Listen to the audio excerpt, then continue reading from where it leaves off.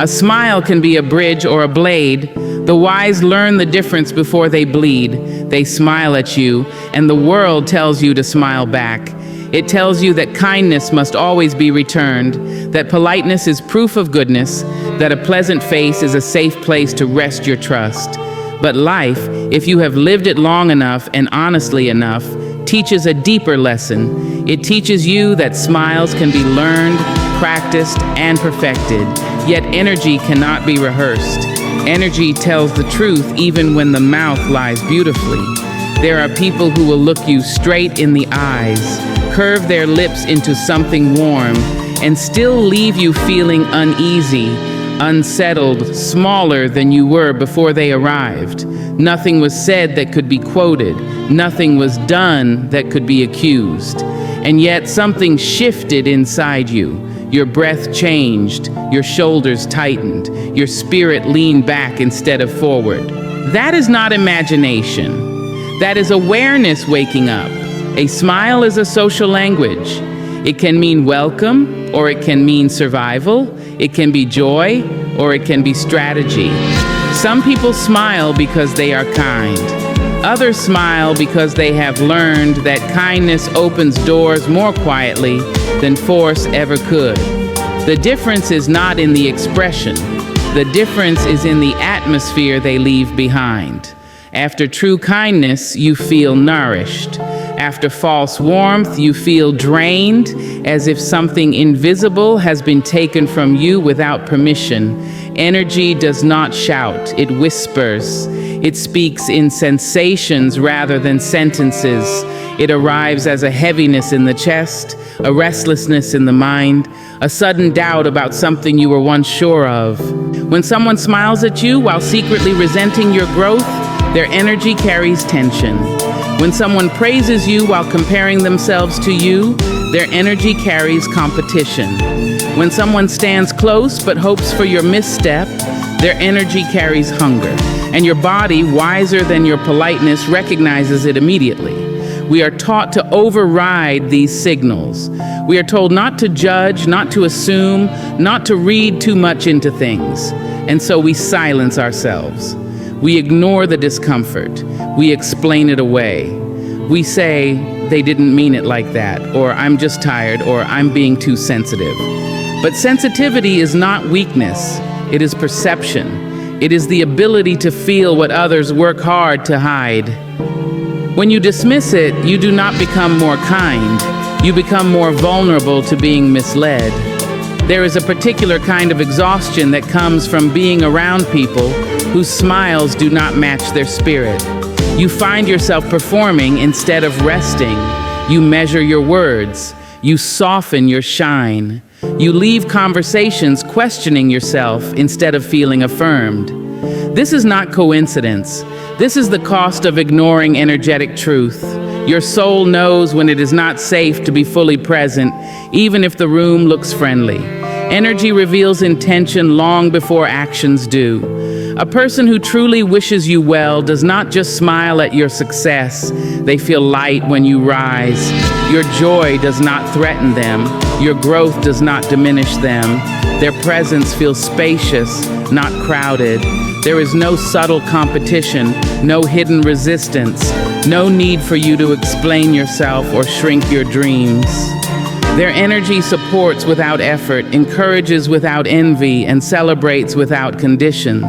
On the other hand, when a smile hides ill will, the energy feels sharp beneath the sweetness. Compliments come with an edge. Support feels inconsistent. Conversations circle back to comparison. Your achievements are acknowledged quickly and forgotten easily. Your struggles, however, are remembered in detail. This is how energy exposes what the smile tries to conceal. Not through drama, but through pattern. Not through accusation, but through feeling. Learning to trust energy is a form of self-respect. It means you stop demanding proof that requires damage. You no longer wait to be betrayed, diminished, or harmed before you allow yourself to step back. You accept that discomfort is information, not an invitation to endure. When something inside you tightens, you listen. When your spirit resists closeness, you honor that boundary. This does not make you cold, it makes you wise. There is freedom in no longer needing every smile to be sincere. You stop personalizing what was never about you. You understand that some people smile because they are struggling with themselves, not because they care about you. And with that understanding comes choice. You can be polite without being available. You can be kind without being open. You can acknowledge without inviting deeper access. Discernment allows you to move through the world with grace and protection at the same time. Energy also teaches you about yourself. When you begin to notice how different people make you feel, you start to recognize where you are safe to be honest, where you are safe to be quiet, and where you must be cautious. You learn which spaces allow you to expand and which ones require armor. This awareness changes the way you give your time, your stories, and your vulnerability. You stop offering your whole heart to those who only deserve your manners. Smiles will always surround you. Some will be genuine, and some will be carefully constructed. You cannot control which ones you encounter, but you can control how deeply they enter your life.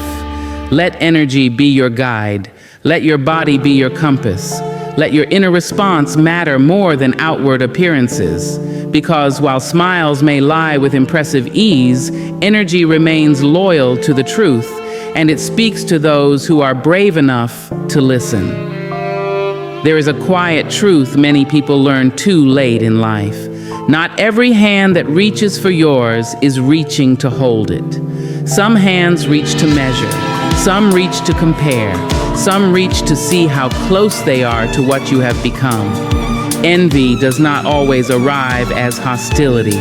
More often, it arrives smiling, familiar, and calling itself friendship.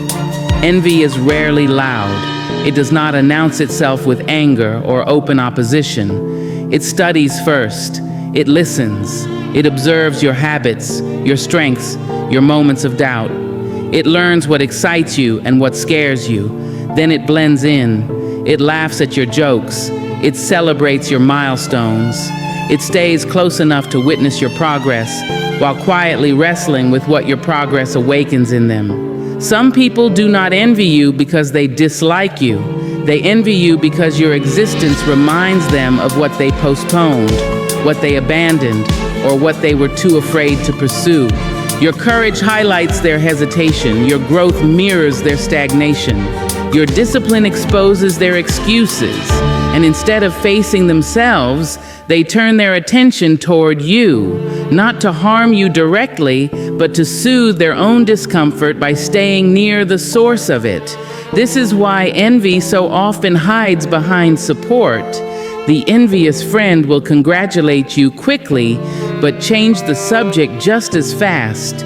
They will smile during your victory, yet grow strangely distant afterward. They will offer encouragement, but it will feel restrained, measured, as though too much enthusiasm might cost them something. Their words say, "I'm happy for you," but their energy struggles to keep pace with the sentence. Envy reveals itself in small, almost invisible ways. In the questions that feel more like investigations than curiosity. In the advice that subtly redirects you away from your momentum. In the reminders of your past mistakes just as you begin to rise. In the way your success becomes a topic of discussion with others rather than a moment of shared pride with you. These moments are easy to dismiss individually, but together they form a pattern that speaks clearly to those who are paying attention. There is a particular pain that comes from realizing envy in someone you trusted. It does not feel like betrayal at first. It feels like confusion.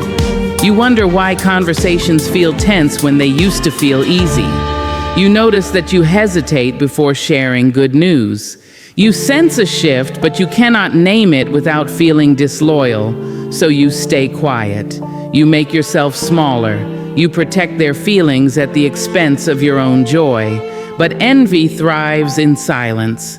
The more you dim your light to keep someone comfortable, the more their discomfort grows.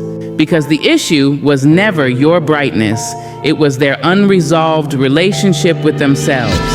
No amount of shrinking on your part will heal what they refuse to confront. All it will do is teach them that your growth is negotiable, something you can be subtly pressured to sacrifice for the sake of familiarity. Envious friendship often carries an unspoken competition. It is not declared, but it is felt. Your milestones are quietly weighed against theirs. Your happiness is measured in relation to their satisfaction. When you succeed, they feel behind. When you struggle, they feel relief. Not because they wish you harm, but because your struggle temporarily eases the mirror you hold up to their life. This emotional imbalance creates a closeness that feels heavy rather than supportive. True friendship does not require comparison to survive. It does not need you to fail in order to feel equal. It does not secretly keep score. Genuine support feels expansive. It makes room for both people to win, to grow at different paces in different directions without resentment. When envy is present, growth becomes threatening and closeness becomes conditional. Sometimes envy does not want to see you fail. It wants to see you pause. It wants you to slow down, to second guess, to doubt the path you are walking. It shows up as caution disguised as concern. Are you sure this is the right time? Don't you think you're doing too much? Maybe you should wait. These words sound caring, but they are often rooted in fear. Not fear for you, but fear of being left behind by your becoming. The envious friend may not consciously intend harm. In fact, they may be deeply conflicted, torn between affection for you and frustration with themselves. This internal conflict can make them unpredictable, supportive one moment, distant the next, warm today, cold tomorrow, proud in public, dismissive in private. This inconsistency is exhausting to navigate, especially when you keep trying to return to the version of the relationship that once felt safe.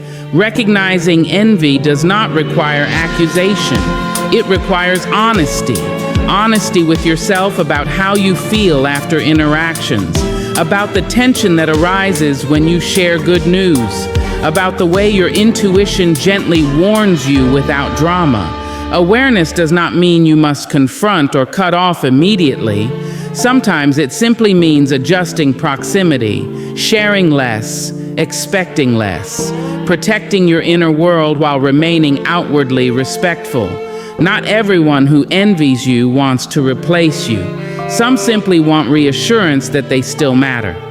But reassurance that costs you your authenticity is too expensive. You are not responsible for managing someone else's self-worth by dimming your own light. You can be compassionate without being self-erasing. You can understand their struggle without making it yours to fix. As you grow, the landscape of your relationships will change. This is not cruelty, it is consequence. Growth creates distance from those who are committed to staying the same. When that distance appears, envy often rushes in to fill the gap, disguised as closeness. It tries to hold you where you were so it does not have to face where it is. But you are not meant to remain a reference point for someone else's regret. Pay attention to who celebrates your courage without needing to compete with it. Notice who feels lighter when you succeed, not heavier. Observe who encourages you without attaching fear to your future.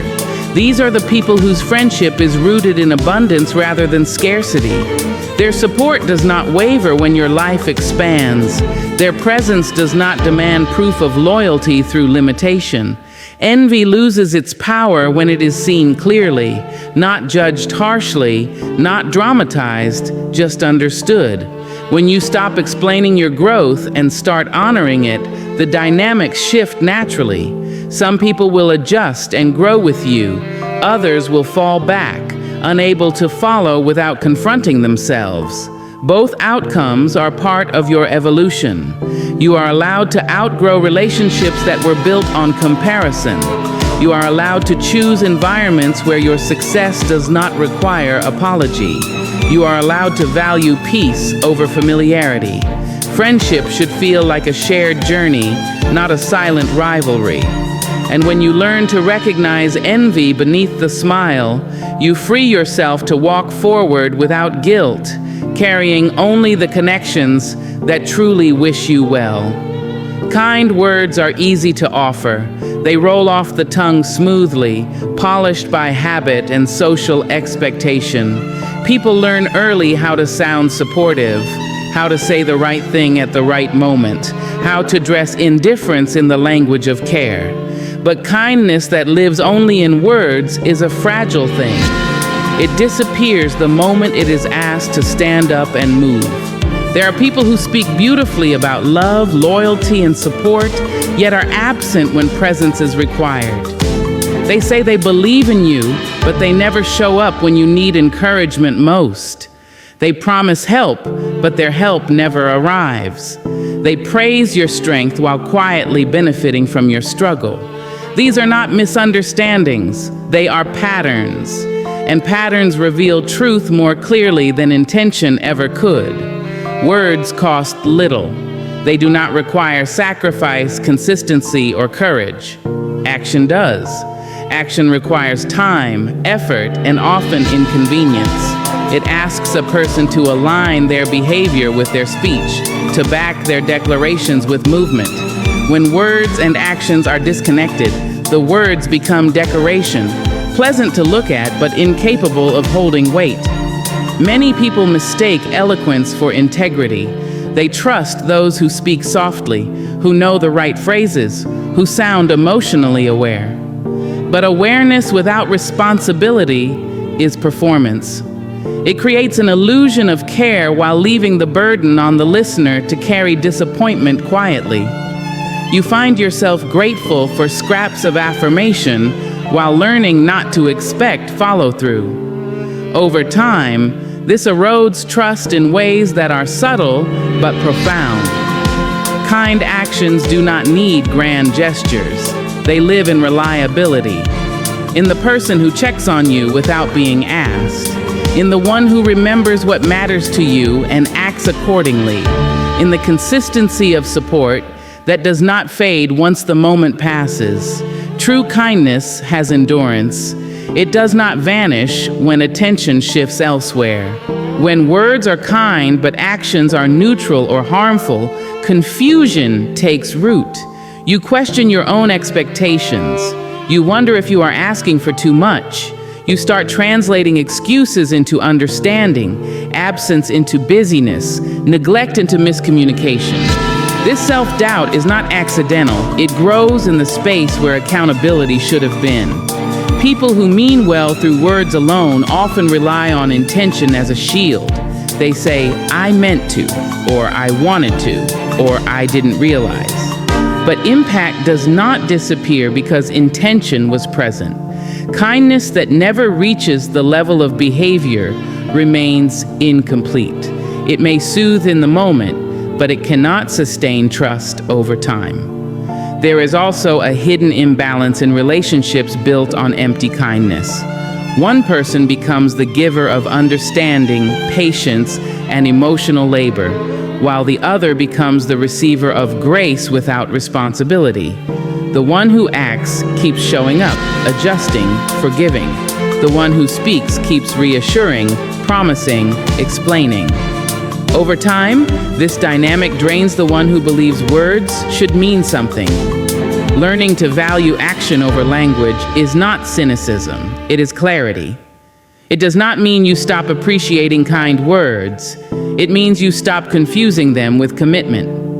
You allow people to show you who they are through what they do repeatedly, not what they say occasionally.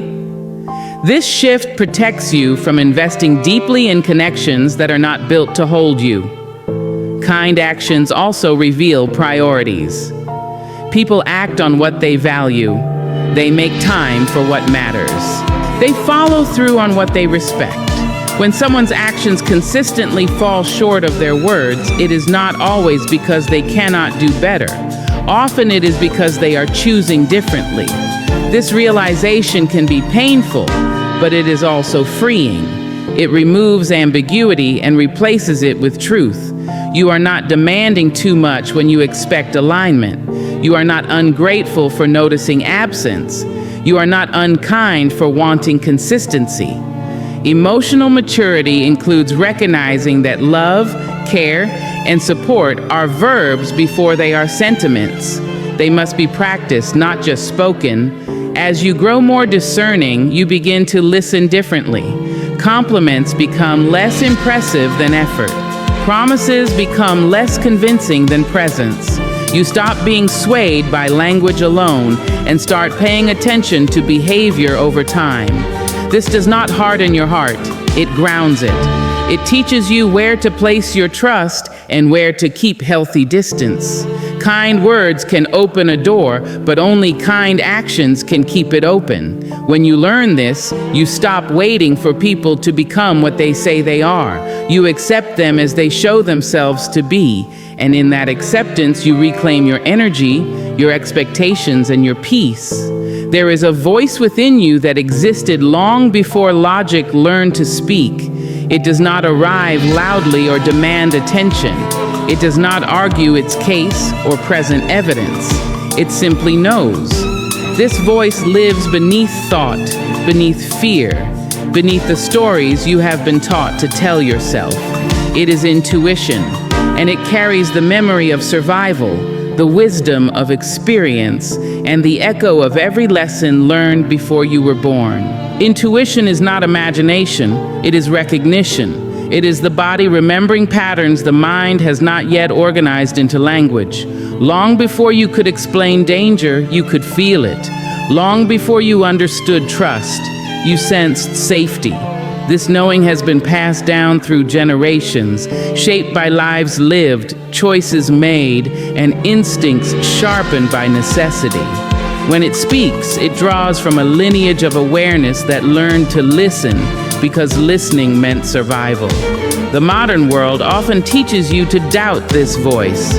You are told to be reasonable, to be polite, to be rational, even when something inside you feels wrong. You are encouraged to explain away discomfort, to override your inner warnings in favor of appearances and expectations. Over time, this conditioning quiets intuition, not because it disappears, but because it learns it is not welcome. Still, it waits, patient, persistent, ready to speak the moment you slow down enough to hear it. Intuition communicates through sensation, a tightening in the chest, a heaviness in the stomach, a sudden calm in the presence of the right person. These signals are not random. They are messages shaped by accumulated knowledge. Your body recognizes inconsistency before your mind catches up. It notices when words and energy do not align. It senses when a situation requires caution, even if nothing outwardly appears wrong. Ignoring intuition often feels like self-betrayal. You move forward despite the warning, and later you look back and remember the moment you knew, the pause you dismissed, the discomfort you justified, the clarity you postponed. These moments teach not through punishment, but through remembrance. They remind you that the voice was always there, offering guidance without force, trusting you to decide whether to listen. Intuition is not fear, though it is often confused with it. Fear is loud, anxious, and repetitive. It imagines worst-case scenarios and demands control. Intuition is calm, direct, and brief. It does not panic. It simply states what is. Learning the difference between the two is a practice of presence. When you are grounded, intuition feels like a quiet certainty, not a racing mind. There is courage in honoring intuition, especially when it contradicts what others expect from you. Choosing not to explain yourself. Walking away without evidence that satisfies everyone. Trusting a feeling when there is no visible proof. This courage reconnects you to your own authority. It affirms that your inner knowing is valid even when it cannot yet be articulated. Your intuition also guides you toward alignment. It signals when something fits, when a path feels expansive rather than restrictive. It draws you toward people, places, and choices that resonate with your deeper self. When you follow it, life feels less like resistance and more like flow, not because it becomes easier, but because it becomes truer. Reconnecting with intuition requires stillness. It requires space away from constant noise, opinion, and distraction. In silence, the voice becomes clearer. In rest, the signals sharpen. This is why intuition is often strongest when you slow down, when you step away from urgency and allow yourself to feel rather than react. Trusting your intuition is an act of remembering who you are beneath conditioning. It is reclaiming a wisdom that was never lost, only ignored. Each time you listen, the connection strengthens. Each time you honor it, the voice grows more confident. You begin to move through life with a quiet assurance, guided not by fear or approval, but by an inner compass shaped by generations of knowing. This voice does not promise certainty or guarantee comfort. It offers truth in its simplest form. It asks only that you listen and respond with honesty. In doing so, you align yourself with a deeper intelligence, one that has carried your ancestors through uncertainty and now offers the same guidance to you. At first, they cheer. They encourage you when your steps are small, when your dreams feel safe, when your progress does not disturb the balance of who stands above whom. Your effort is admirable then. Your ambition is inspiring as long as it remains distant from their own sense of position. In those early moments, support feels genuine because it costs nothing. But something shifts when your growth becomes visible, when your voice carries further, when your confidence settles into your posture, when the room begins to respond to you differently. The applause softens, the smiles tighten, the encouragement turns into silence, or worse, subtle resistance. Not because you changed, but because the space you now occupy makes them uncomfortable. Some people are only comfortable with your becoming while they believe they will always be ahead.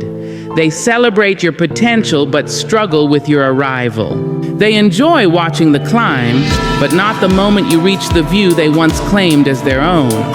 Your success challenges an unspoken hierarchy, and not everyone knows how to respond with grace when they are no longer standing where they assumed they would remain. This is not always rooted in cruelty. Often, it is insecurity exposed by comparison. Your progress highlights their stagnation. Your courage reflects their hesitation. Your discipline reminds them of promises they made to themselves and did not keep. In that reflection, discomfort grows. Applause requires generosity of spirit, and generosity becomes difficult when someone feels left behind. When the clapping stops, it can feel confusing. You may replay conversations searching for the moment you went wrong. You may wonder if you became too confident, too visible, too much. But growth is not betrayal. Expansion is not arrogance. You did not break the bond by succeeding. The bond was conditional long before your success revealed it.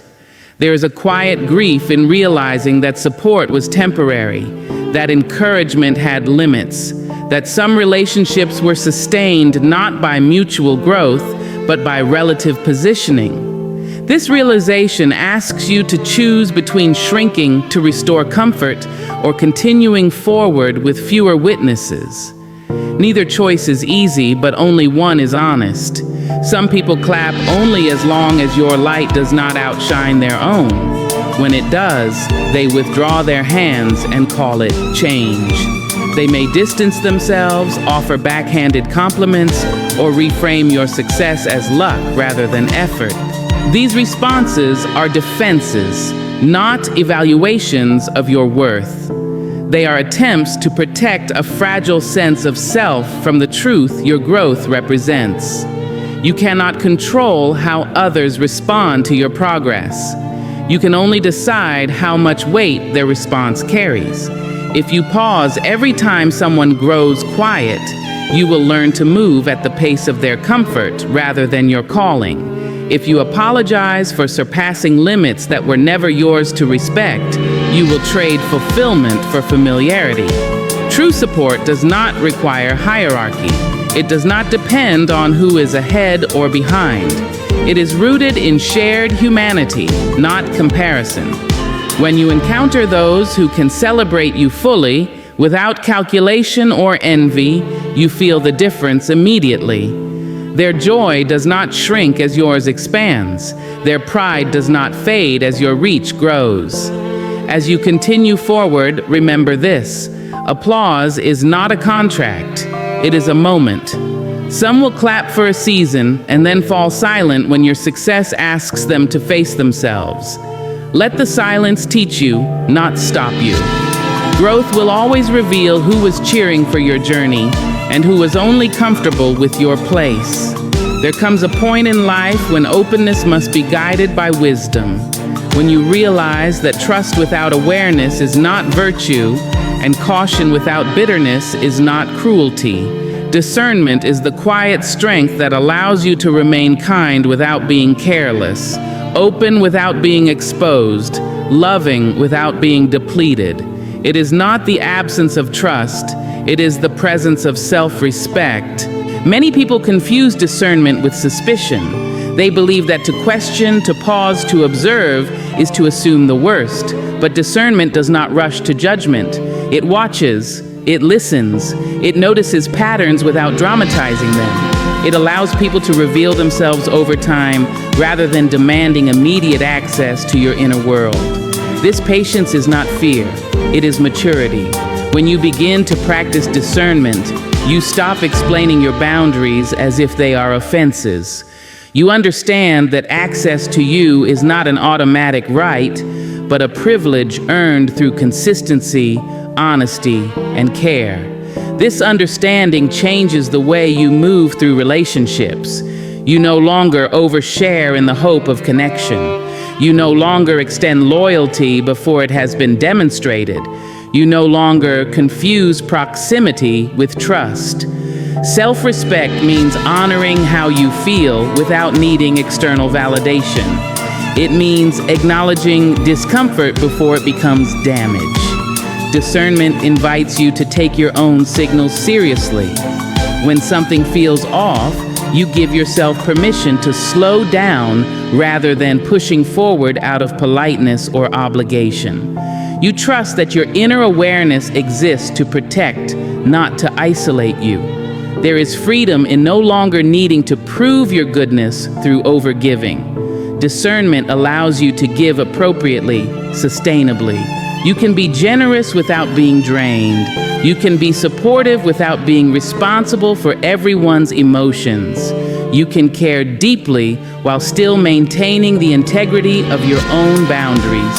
This balance is not coldness, it is care directed wisely. Discernment also teaches you the difference between curiosity and intrusion, between interest and entitlement. Not everyone who asks deserves an answer. Not everyone who listens deserves your story. Sharing becomes intentional rather than impulsive. You begin to offer pieces of yourself where they will be honored, not exploited. Those who benefit from your lack of boundaries may resist your discernment. They may label you distant, changed, or guarded. But this resistance is revealing. It often comes from people who were comfortable when access to you was effortless. Discernment disrupts dynamics built on assumption and convenience. It does not harm genuine connection, it filters it. Practicing discernment does not mean closing your heart. It means protecting it so it can remain open to what is real. It allows you to stay present without being naive, hopeful without being reckless. You learn that trust is strongest when it is built gradually through shared experience rather than instant intimacy. As you deepen this practice, relationships become clearer. Some grow stronger because they are rooted in mutual respect. Others fade because they relied on your overextension. This is not loss, it is alignment. You are no longer giving from obligation, but from choice. Discernment is a form of self-honoring. It says, my time matters, my energy matters, my emotional well-being matters.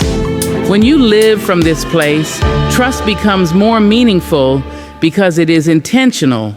And in that intention, you find peace, not by distrusting the world, but by respecting yourself enough to move through it wisely.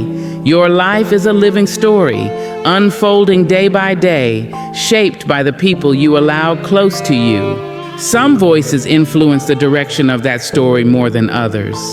Not because they speak louder, but because they sit closer. Front row seating is not about favoritism, it is about impact. Those nearest to you affect how you see yourself, how you interpret your experiences, and how bravely you move forward. For a long time, many people hand out this closeness too easily.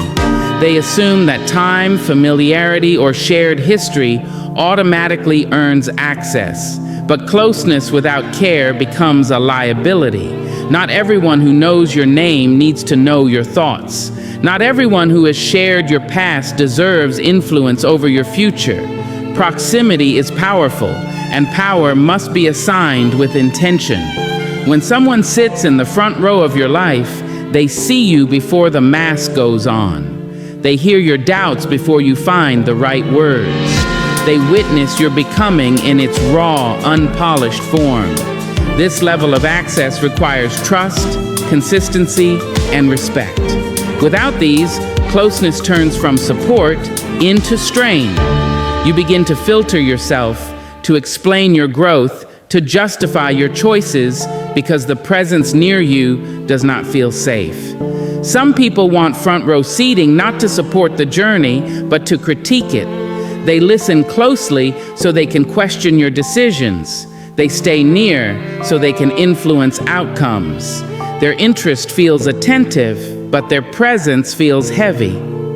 Over time, you may notice that you feel more confident when they are absent, more hesitant when they are near.